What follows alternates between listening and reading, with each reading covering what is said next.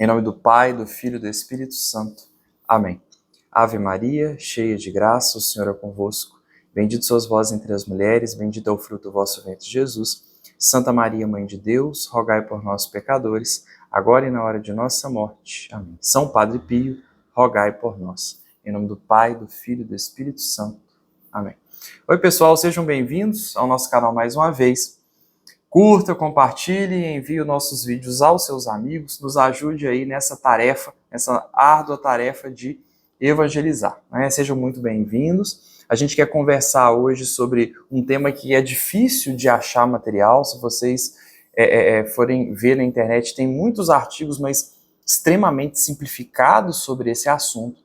É um assunto bastante interessante, né, diga-se de passagem, muita gente tem curiosidade, né, inclusive às vezes as pessoas perguntam, mandam mensagem pedindo para poder entender como se faz, e aí por conta disso a gente resolveu conversar um pouco sobre isso no nosso canal, que é, na verdade, como ocorre um processo de canonização, né, de um santo, de uma pessoa que teve uma vida em uma vida de santidade, e aí como essa pessoa vai trilhando, né, esse processo aí após a sua morte, né, como vai acontecendo esse processo até que essa pessoa seja, enfim, canonizada, né? Há um trabalho da igreja muito interessante em relação a isso, trabalho de passagem também muito bem feito, no intuito, porque a autoridade da igreja é muito grande e, consequentemente, a responsabilidade dela também é muito grande. E é por isso, então, que ela leva a sério, né, muito a sério esse processo. A maioria dos processos de canonização, eles geralmente espera-se aí, pelo menos aí 5 anos, né, às vezes até mais, para que entre com o processo, para que se possa ter tempo de se há alguma informação, né, obscura em relação à vida daquele candidato à santidade, que ela venha à tona. E a igreja faz uma investigação muito séria, muito completa, né, sobre esse assunto, porque a autoridade é muito grande, mas consequentemente a responsabilidade dela também é muito grande. Vocês vão ver que é muito interessante que se vocês puderem ver essa aula antes, né, ver aquela nossa conversa sobre milagres, e aí depois esse vídeo, vocês vão ver que o conceito que a gente trabalha de milagre lá é um pouco diferente do conceito, diferente, né, do conceito de milagre que a gente trabalha aqui, né? A igreja leva esse conceito, trabalha aqui o conceito de milagre com uma rigidez muito grande. E assim, a chance, quando a igreja fala que um milagre aconteceu, né, então pode saber que um determinado fato, né, da vida de um santo foi um milagre, pode saber que foi um milagre mesmo, porque o critério é muito rígido, né, a gente vai ver como que funciona isso. Na igreja trabalha aqui com aquela ideia de que o milagre é algo que fura o natural, é algo que vai contra aquilo que é natural. Né? E aí, com o objetivo, por que, né, que isso é trabalhado dessa maneira? Para que não haja, né, o risco de ser declarado milagre, que na verdade não aconteceu por uma causa sobrenatural, mas foi simplesmente por um tratamento ou algo assim. Né? Então, a autoridade da igreja é muito grande e, consequentemente, a responsabilidade. Então, isso é levado muito a sério. E aí, eu vou deixar para vocês embaixo, o que a gente, se vocês quiserem aprofundar nesse assunto, né, a gente tem a Divinus Perfectionis, né, Magister, que foi promulgada aí 25 de janeiro de 1983 pelo Papa João Paulo II, em que ele fala sobre essa Constituição Apostólica, fala, né, sobre a Constituição Apostólica, sobre a causa, né, dos santos, sobre esse processo. Diga-se de passagem, quando você tem aí um candidato aos altares, né, digamos assim, né, esse processo ele é um processo bastante caro. Vocês vão ver que a quantidade de gente envolvida nesse processo ela é muito grande. E aí tem a participação de médicos, e enfim, custeamento desse trabalho. E isso não desse trabalho de vários especialistas, e esse trabalho ele não é financiado pelo Vaticano. Né? Por quê? Porque o Vaticano tem dinheiro para isso. Se vocês forem ver as contas do Vaticano, coitado, fecha no vermelho a maioria dos anos, né? Para quem fala que a igreja é rica, não sabe das dificuldades pelas quais a igreja passa, e ainda assim é a maior instituição de caridade do mundo. Mas são às vezes, né, um padre de uma determinada denominação, uma freira de uma determinada também, de um determinado estabelecimento, são estabelecimentos que precisam, né, aquela ordem, aquela congregação, que vai fornecer o dinheiro para que esse processo ocorra, né? Porque é muito caro e a quantidade de processo que chega para o Vaticano é infinitamente grande. Proclamados santos são mais de 30 mil. Então pensem vocês na quantidade de processos que chega daqueles que, né, não são aceitos também, né? Proclamados ao longo de 2000 anos de igreja foram mais de 30 mil que nós temos, né? Então a quantidade de processos que chega. A igreja não tem dinheiro para isso, né? Então é um processo caro, né? Não é barato de nenhum modo.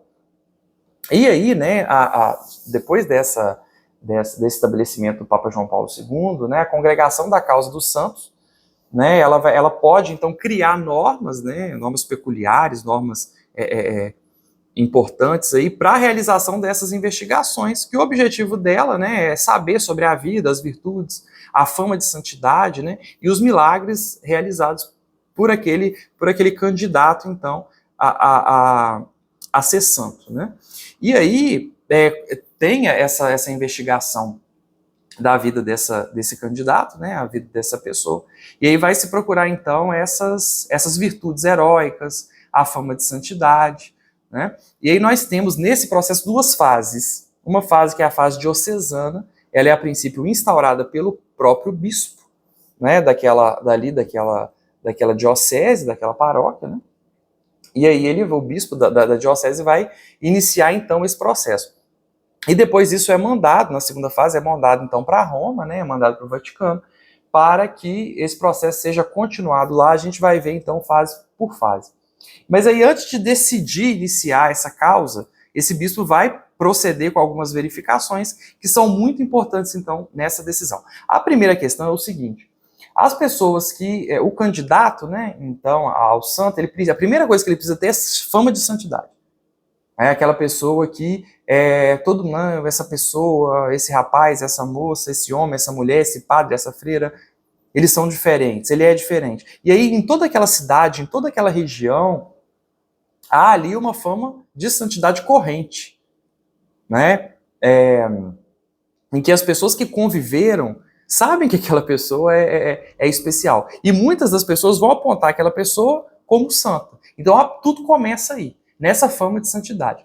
Uma coisa que chama bastante atenção sempre na vida dos santos, de um modo geral, né, é como eles são, o trabalho deles, como eles têm uma abrangência muito grande. Se você pegar, por exemplo, a vida do Guido, né, que ainda já subiu ao patamar de venerável, né, ainda não é nem beato nem santo, mas a gente pegar, né, a partir do princípio que ele vai ser canonizado, se a gente for analisar a quantidade de pessoas que dizem que tiveram contato, que o conheceram, que como, apesar dele ter sido simplesmente um seminarista, que nem chegou a ser padre, e um médico, né, e morreu muito jovem, como a obra dele chegou até a muitas pessoas.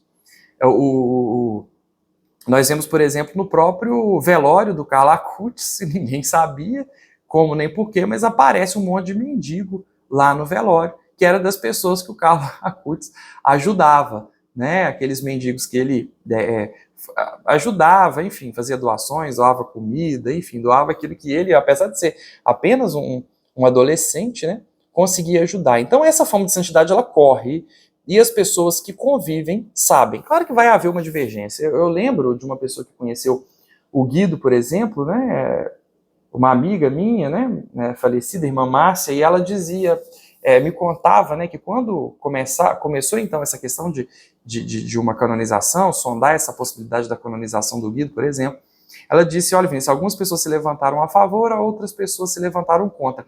Isso é perfeitamente natural, né, até porque as pessoas muitas vezes não sabem do que se trata a santidade, e muitas vezes sequer conhecem aquela pessoa, né? O próprio pai do Guido, ao ver aquela quantidade de gente dentro da igreja, e a quantidade de pessoa que gostava dele, como foi abrangente o trabalho do Guido, essas pessoas, o próprio pai dele diz: gente, eu acho que eu não conhecia meu filho, né? Porque apesar de estar dentro da casa dele, não sabia como era uma pessoa totalmente especial, né, que estava ali, apesar de ser filho dele, né, de ter convivido com ele mais do que a maioria das pessoas. Então isso também acontece, né, de não se saber, e muitas vezes aparecem nesse processo de investigação, aparecem testemunhas que são a favor, aparecem testemunhas que são contra esse processo, porque algumas pessoas não tiveram uma experiência boa com aquela pessoa, o que não necessariamente faz com que aquela pessoa não tenha sido santa. Às vezes foi uma experiência ruim, uma experiência negativa, mas todas essas pessoas, essas testemunhas, nesse processo, elas serão ouvidas,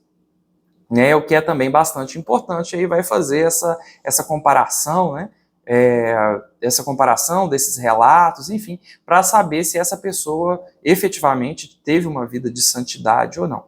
Então, depois, né, inicia então esse inquérito, propriamente dito, ainda nessa fase diocesana, e aí começa a coleta de provas documentais sobre essa santidade. Então vai fazer todo o inquérito com um monte de provas, e se não aparecerem dificuldades insuperáveis logo nesse início, você parte então, né, buscando provas, né, enfim, de coisas que revelem a santidade da vida daquela pessoa, assim também com prova de possíveis milagres, né, mas isso vai ser um pouco mais à frente. Você começa a audição dessas testemunhas. Você vai começar a escutar as pessoas que conviveram, né? E aí provavelmente você vai encontrar pessoas que digam a favor e pessoas também que dizem contra a santidade daquela pessoa. E aí, por fim, você vai ter a clausura desse inquérito, e esses autos são enviados para a congregação da causa dos santos, como eu falei anteriormente, vai iniciar então a fase romana, né, em que vai ter o estudo e o julgamento definitivo dessa própria causa. Isso foi um resumo básico, né? Então vamos aos pormenores. Na fase diocesana, então, você começa então essa sondagem da vida e das virtudes heróicas. Então, vê o que essa pessoa fez, né? Tinha uma obra, ajudou as pessoas, ajudava os pobres, era caridoso, era um intercessor, era um pregador, enfim, tinha uma vida correta, tinha uma vida de pecado, vivia no pecado. Qual era a condição dele? Ele era casado, era solteiro, era um padre, fez bem às pessoas, ajudou as pessoas, era virtuoso, resistiu ao pecado, foi tentado, enfim. Né? Então essas virtudes são então sondadas, e esse processo, né, há o pedido de abertura do processo, e aí pelo bispo, né, vai ser a nomeação de um postulador para essa causa, investigando então a vida desse candidato. Se esse servo essa pessoa, né, esse candidato, tiver publicado algum livro, o bispo então vai mandar, tiver publicado o livro, sei lá, hoje em dia a gente pode falar sobre, tiver algum trabalho mesmo na internet, enfim, algum material, né, do ponto de vista teórico, isso vai precisar ser analisado também. Então, enfim, sei lá, pensem, por exemplo, que o padre Paulo Ricardo morre e aí é candidato a ser santo, né? Os vídeos do padre Paulo, do canal dele, são enviados, então, e vão ser analisados para saber se existe, claro que não vai achar nada de errado ali, mas para ver se existe alguma coisa ali que é contrária à doutrina, alguma coisa, algum ensinamento errado, algum ensinamento contrário àquilo que a igreja diz, né? Isso vai ser analisado também. Se nada tiver errado nesses livros, nesses documentos, né, enfim, né, hoje em dia a gente vai falar de internet também, né? O próprio Carlo Acutis, por exemplo, a igreja pediu o computador dele e aí analisou todo o histórico para ver se não havia alguma coisa errada, né? E aí, obviamente, não encontraram nada na vida dele. Mas imagina, né? Às vezes a pessoa tem fama de santidade, a pessoa é bonitinha, da bochechinha rosa, e aí vai pegar o celular dela, vai pegar o computador dela e tá lá um monte de site pornográfico, por exemplo, que a pessoa tinha uma vida oculta e que absolutamente ninguém sabia. Então isso também precisa ser avaliado, né? Hoje em dia, celular e computador certamente é uma coisa que vai ter que entrar nesse processo. Se nada estiver errado, você vai investigar, né? Carta, diário, documentos pessoais, farejando ali, procurando alguma coisa que comprove ou refute a santidade desse nosso candidato, né? E aí você vai fazer essa solicitação para a causa dos santos, desse nada consta. Tipo, analisei os livros, analisei os documentos, analisei tudo, e aí nada consta em nada de errado, né? A priori, nada que condene, que atrapalhe esse processo de ir para frente, né? E aí, sendo verificada, né, a vida de santidade dessa pessoa, e vendo que aqueles documentos e provas não tem nada contrário a essa declaração de santidade, ele vai receber, então, pela congregação, né, o título de servo de Deus, né? O bispo local, ele constitui, então, formalmente a causa, né? Essa causa de beatificação, que vai ver esse processo aí, passando então depois desse estágio de servo de Deus, estágio de venerável.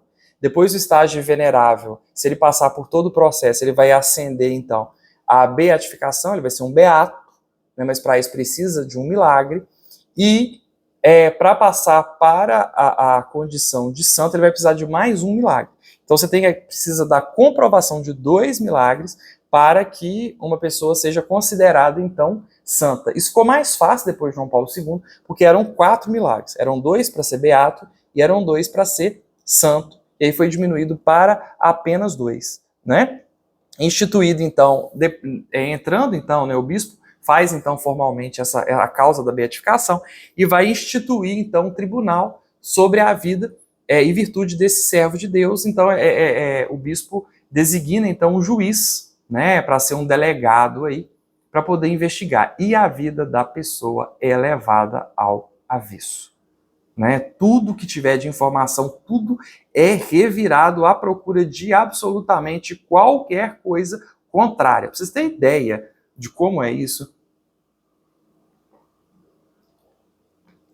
quem investigou, né, a investigação do processo do Guido, por exemplo, uma das argumentações contrárias à santidade do Guido é porque ele entrou no mar em um dia que o mar estava com muita onda, estava turbulento, e que isso teria caracterizado, digamos assim, uma imprudência por causa do Guido. E assim, o surfista vai entrar no mar quando o mar estiver com onda, né? Senão não tem por que ele entrar no mar. E aí, assim, é só para dar um exemplo de como o processo é pesado. É por isso que eu digo, se você quer falar que é santo, você pode ter certeza que se trata de santo, porque assim, essa investigação ela é extremamente rigorosa, né? E esse tribunal, então, vai oficializar as declarações dessas pessoas, né, que enviaram os depoimentos, né, sobre esse servo de Deus. E existe, então, o encerramento desse processo, né, sobre a vida e as virtudes do candidato. E o Vaticano concede, então, a esta pessoa o título de venerável. Então, ele recebeu o título, ele recebeu, então, o servo de Deus, né, se torna um servo de Deus, depois ele passa a ser, então, o venerável. Até aqui não teve a questão do milagre. O milagre vai ser para o beato e vai ser para a beatificação e para a canonização, né, efetivamente. E aí, abrindo um adendo, né, a gente sai esse princípio que é feito pelo bispo e depois ele vai para Roma, né?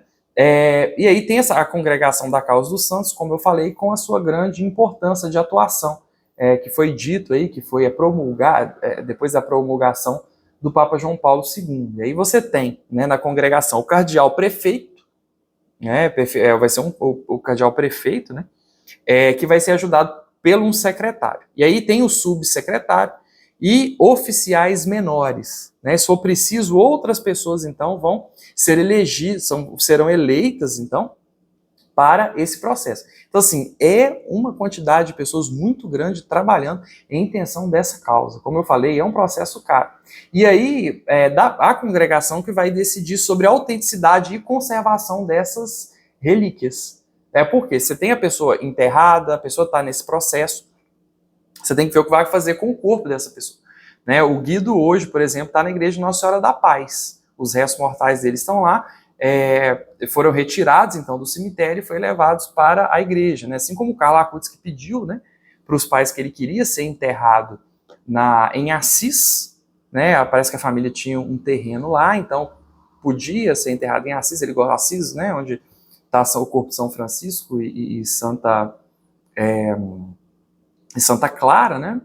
E que é um lugar, né, de oração, um lugar em que ele gostava de para rezar, enfim. Hoje o corpo dele já está na igreja, porque tem que ter o cuidado com essas relíquias, porque, né, a gente tem povoado aí de histórias de pessoas que foram proclamadas santas e depois sumiram com as relíquias, sumiram com o corpo. O povo rouba mesmo, né? O próprio São João da Cruz, por exemplo, quando foram fazer o translado do corpo dele, roubaram um braço dele. Tem muitas histórias de roubo de relíquia nesse processo. Então, a congregação da Causa dos Santos vai decidir o que vai fazer com as relíquias, né? A conservação, a autenticidade das relíquias desse nosso candidato. E aí, para o estudo da causa, né, existe junto da congregação o colégio dos relatores, né, que vai ser presidido por um relator geral. Então você tem um relator geral com outros relatores ali, que vai trabalhar junto à congregação. E aí muita gente também, se o milagre, na verdade, se tratar de uma cura, isso vai envolver médicos também, coisa que também não vai ficar muito barata. Então, a gente já entra na fase, apesar do Vaticano ter, né, alguns médicos aí voltados somente para isso, mas isso vai envolver viagem, vai envolver pesquisa, vai envolver exames, né? Então é caro, né? Como eu já disse. E entra então, quando ele já é venerável, então a gente entra então numa outra causa, né? No outro patamar, que é para a beatificação. Aqui vai ter que ter um milagre, né? Então o postulador, ele vai eleger um provável milagre, né? Na maioria, claro que assim devem ter vários, né? Mas vai eleger um, né? E aí após a morte do servo, né? Claro, né? Servo de Deus, na verdade o venerável, né? Depois de morto, aconteceu um milagre pela sua intercessão, digamos assim não, né? Um milagre pela sua intercessão, o postulador vai eleger esse milagre para ele ser então avaliado. Então vai ser feito então o tribunal do milagre, né? Que é chamado para essa avaliação, e esse milagre vai ser cuidadosamente visto e investigado. Essas constatações, elas vão ser enviadas então a Roma, né? E vai ter um conselho de especialistas que vai fazer essa avaliação, né? Vai ter exumação, então, desses restos mortais, o translado para uma igreja que seja de fácil acesso, e a visitação pública e posterior beatificação, caso haja, né, esse processo de beatificação. Então, ele já sendo, então, a gente tem a comprovação desse milagre pelo Tribunal do Milagre. A partir do momento que ele é proclamado, então, beato, esses restos mortais são trazidos para a igreja. Às vezes, até antes, isso acontece também. O Guido ainda era servo de Deus e o corpo já estava na igreja de Nossa Senhora da Paz. Já tinha sido realizado, mas geralmente é assim que acontece. Primeiro entra como beato. Né? Isso é o que está escrito no documento. O próprio Carlo Acutis, quando eu visitei Assis, o corpo dele já estava lá e ele ainda não ainda era só venerável. Né? À época, foi em 2020, se não me engano, acho que ele era só venerável, ainda não era beatificado. Não tinha sido beatificado, não tinha tido a comprovação desse milagre. Né? Mas, a princípio, né, por via regimental, ele é trazido, essas relíquias são trazidas depois da beatificação apenas. Né? Mas isso nem sempre acontece na prática. O postulador vai eleger, então, esse outro milagre, depois que ele se tornou beato, né? E aí vai ser candidato, ele entra, então, ele já é beato, vai ser candidato a santo agora. E aí outro milagre vai ser pelo postulador eleito, né? E vai instituir novamente o tribunal do milagre. E aí vai fazer a avaliação deste tribunal, deste milagre, né? Desse suposto milagre. E as constatações são novamente enviadas a Roma. A partir do momento que eles forem, que foi constatado que houve efetivamente aquele milagre, então ele vai ser canonizado. Uma coisa aqui para ficar bem clara é justamente o seguinte: o milagre ele vai ser avaliado, por exemplo, se for uma cura, vai ser avaliado por um conjunto de especialistas médicos, né? Então os médicos vão avaliar e dizer. E depois disso, ele vai ser avaliado por um conjunto de religiosos. Né? A palavra deles, em tese, né, a gente vai ver, tem até um artigo que eu vou deixar aí embaixo, aí a descrição para vocês lerem, né? Se alguém quiser pode entrar em contato que eu repasso também, mas vou deixar a descrição, né? Esse conjunto de teólogos que vai avaliar esse milagre vão avaliar depois da avaliação do médico. E, em tese, essa avaliação ela é superior. E, por fim das contas, quem vai decidir tudo é o Papa. Se chegar lá no Papa, ele quiser brecar, ele também breca. Certo? A palavra final vai ser dele, mas o Papa vai avaliar aquilo que os médicos disseram, assim como aquilo que aquele conjunto de religiosos, de teólogos ali, disseram. E, a partir dessas constatações, ele vai dar o veredito final dele, o veredito é dele. Em tese, o artigo até trata sobre isso, né? O que a opinião, né, a decisão, né, opinião não, mas a decisão ali daquele conjunto de teólogos vai ser superior à decisão dos médicos. O que acontece é que a gente for ver na história da igreja, a medicina moderna ela foi muito bem absorvida pela igreja. Né? Então, hoje em dia, você tem, isso é até levantado pelo artigo de uma maneira muito interessante, né? Isso casa muito com aquele vídeo nosso sobre a questão do milagre, né? Mas a igreja, ela, hoje em dia, a constatação do milagre pelo médico faz uma diferença muito grande. Então, assim, tem se dado tem se levado muito em consideração aquilo que o médico diz. Né? Aquilo que aquele conjunto de especialistas naquela determinada área diz. E, assim, os exames são avaliados, tomografia, ressonância. E o artigo, de uma maneira muito curiosa, levanta, né, a questão, né, assim, ressonância não é milagre, tomografia não é milagre. Né? E que, assim, não é uma crítica que ele faz, mas uma constatação que ele faz, né?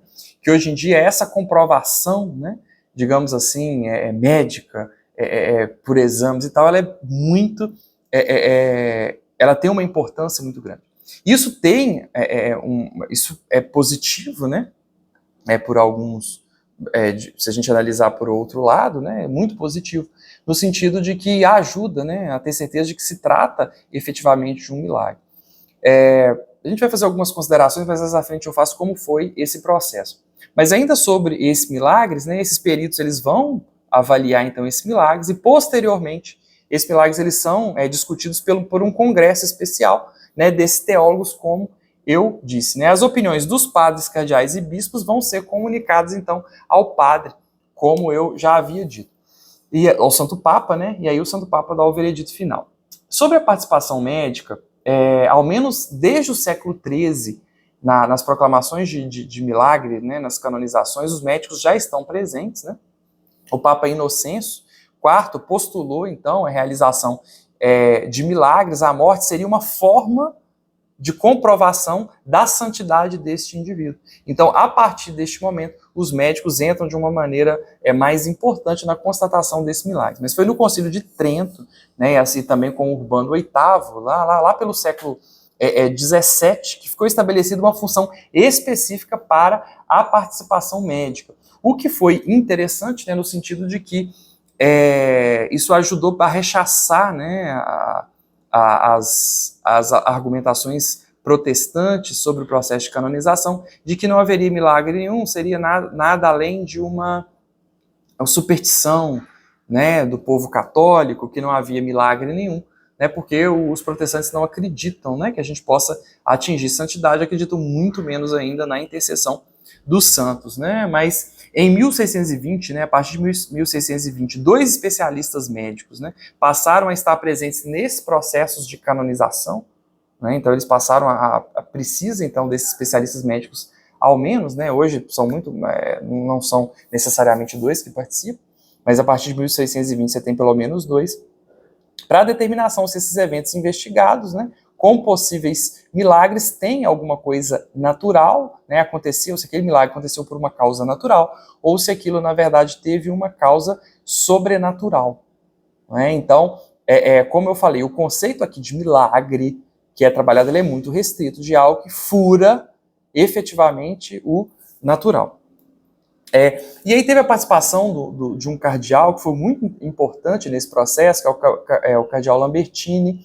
Ele posteriormente, ele se tornou o Papa Bento XIV. Ele escreveu um dos tratados, né, sobre canonização mais importantes que nós temos hoje em dia. E aí ele vai trazer critérios para a designação desses milagres, critérios, como eu falei, bem rígidos. Isso é positivo, como eu já falei, no sentido de que se a igreja falar que é milagre, é porque é milagre. Se a igreja falar que é santo, é porque é santo. E isso é bastante importante. Só que a acurácia, ela é muito importante, né? Então, assim, é mais fácil a igreja proclamar Claro que se a igreja proclamou e é aquilo mesmo, pronto, acabou, nós sabemos, né?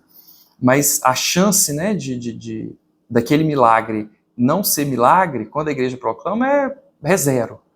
Né? Porque o processo, como eu falei, ele é extremamente rígido. E aí, sobre esse processo, né, sobre a participação desse cardeal, né, a racionalização sobre esses processos investigativos, envolveu o estabelecimento de critérios assim bastante rígidos, como eu disse, né, para poder guiar, né, essa perícia que vai ser realizada. Então esse cardeal Lambertini, ele estabeleceu os seguintes critérios aí para entender que se trata de um milagre ou não, né?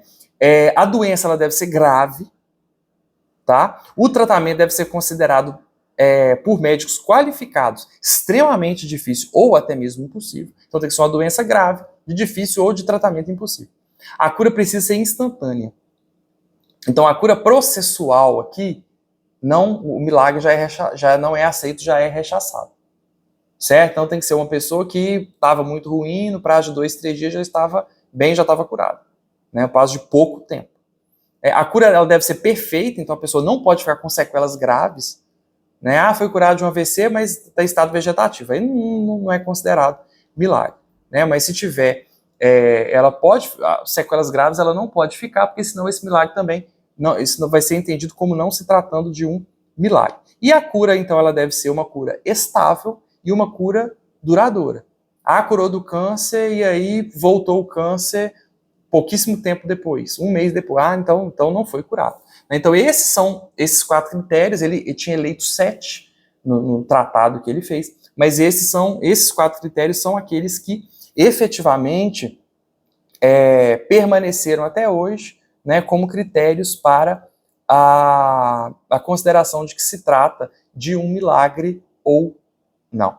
E aí, né, esses milagres são proclamados, a pessoa então tem a cerimônia de beatificação, depois tem a cerimônia de canonização, e aí aquele candidato à santidade, né, já recebe então, né, todos os atributos aí de santo e toda a liberação para o devido culto, né, tudo de acordo com aquilo que ensina a Igreja Católica, e as pessoas como beata ela pode pedir a intercessão, mas claro que de uma maneira de uma maneira mais comedida, mas ele tem então essa liberação para rezar de maneira mais efetiva quando a pessoa então proclamada santa, né? Pessoal, por hoje é isso. Eu espero que tenha ficado mais claro para vocês como funciona esse processo de canonização, né? Como eu falei, a igreja tem uma responsabilidade muito grande, por isso ela trata isso de uma maneira muito séria, com muito cuidado, para que isso, né, os santos sejam proclamados da maneira mais adequada possível, porque como eu disse, quando é grande a responsabilidade, quando é grande a autoridade, é grande também a responsabilidade, né? Então, a responsabilidade da igreja é muito grande. E só para dizer para vocês que ela trata isso com muita seriedade, graças a Deus por isso. Glória ao Pai, ao Filho e ao Espírito Santo, como era no princípio, agora e sempre. Amém? Em nome do Pai, do Filho e do Espírito Santo. Amém.